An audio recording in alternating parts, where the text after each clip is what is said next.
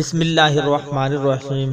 حضرت فاطمہ رضی اللہ عنہا کے نکاح کی بابت یہ بیان اس لیے لکھا جاتا ہے کہ مسلمان بھائی اور بہنیں اس بیان سے سبق حاصل کریں، کیونکہ آج کل لوگوں نے حضور صلی اللہ علیہ وسلم کی سنت اور طریقے کو چھوڑ دیا ہے اور رسم و رواج میں ایسے ڈوب گئے ہیں کہ لڑکے اور لڑکی کا نکاح کرنا مشکل ہو گیا ہے۔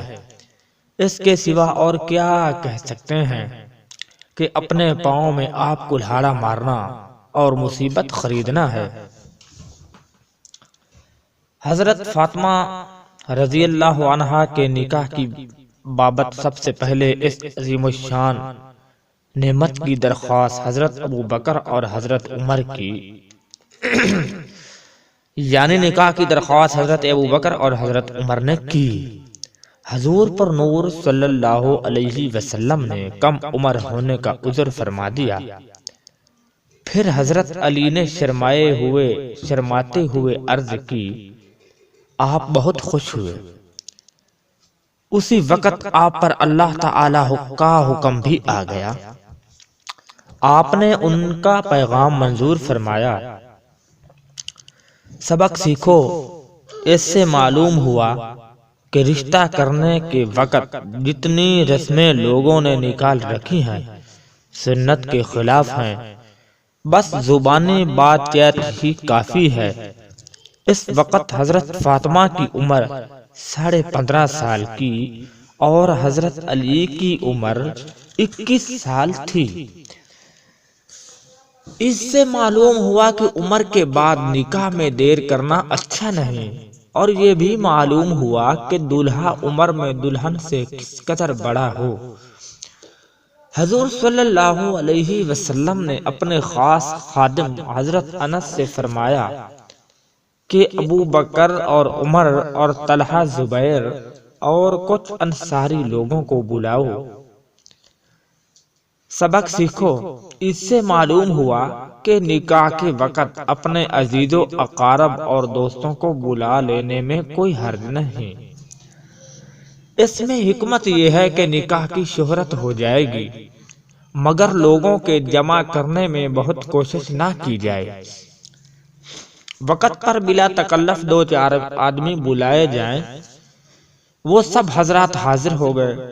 اس وقت حضرت علی موجود نہیں تھے۔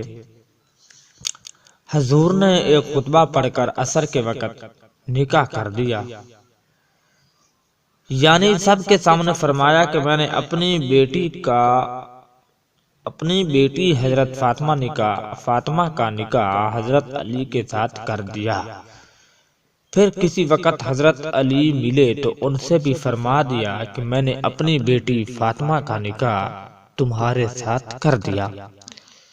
انہوں نے منظور کر لیا۔ اس سے معلوم ہوا کہ باپ کا چھپے چھپے پھرنا سنت کے خلاف ہے، اور 400 مسکال چاندی مہر حق مقرر ہوا،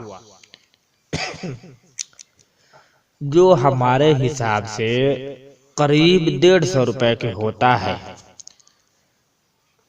آج کل تو 5000 بنتے ہیں۔ اس سے معلوم ہوا کہ مہر طاقت سے زیادہ باندھنا بھی سنت کے خلاف ہے۔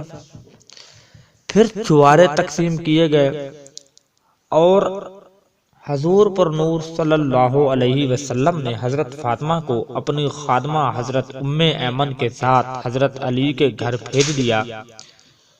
مسلمان بھائیوں بہنوں، دیکھو، یہ 2 جہان کی شہزادی کی شادی ہے اور رخصتی ہے۔ اگر شہنشاہ 2 جہان صلی اللہ علیہ وسلم چاہتے تو اللہ تعالی آپ کو زمین و آسمان کے خزانے خرچ کرنے کے لیے دے دیتا، مگر آپ نے اس میں بھی آخرت کے نفع کو مقدم رکھا اور امت کی خیر خواہی مد نظر رکھی کہ امت خرچ وغیرہ بڑھا کر مصیبت میں نہ پڑے۔ قربان ہو ہم اس نبی کریم صلی اللہ علیہ وسلم پر کہ نکاح و شادی کرنے کا بھی ہم کو آسان راستہ بتلا گئے۔ اس میں یہ بھات کی لات، نہ بارات کا ساتھ، نہ گانا بجانا، نہ رات ہی کو بارات کا آنا، نہ کوئی برادری کی دھوم دھام، نہ باجا، نہ پٹاخہ، نہ کوئی گولی، نہ ڈوم، نہ حجام، نہ ہیر، نہ پھیر، نہ روپوں پیسوں کی بکھیر، نہ گانا وغیرہ، نہ برادری کی دیگیں، نہ یہ ریشم کے جوڑے، نہ یہ سہاگ پہنانا، دولہا کے رشتہ داروں کو کپڑے جوتے نہ کھلانا، نہ دکھانا، نہ پلانا، اور نہ نمازوں کا گنوانا۔ پھر حضور عشاء کی نماز پڑھ کر حضرت فاطمہ کے گھر تشریف لے گئے اور ان سے پانی منگوایا۔ وہ ایک لکڑی کے پیالے میں پانی لے آئیں۔ اس سے معلوم ہوا کہ نئی دلہن کو ایسی شرم کرنا کہ جس میں چلنا پھرنا، کھانا پینا اور اپنے ہاتھ سے کام کرنا سب چھوڑ دیا جائے، یہ بھی سنت کے خلاف ہے۔ ایک حکایت ہے کہ ایک لڑکی کا نکاح ہوا، وہ اپنے شوہر کے گھر آئی۔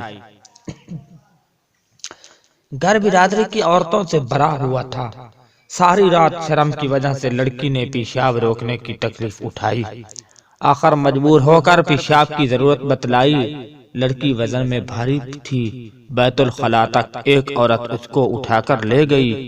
جب قدمچے پر اتارنے لگی تو دونوں پاخانے پر گر پڑی اور پاخانہ میں دونوں کے کپڑے پھر گئے، چوٹ الگ آئی۔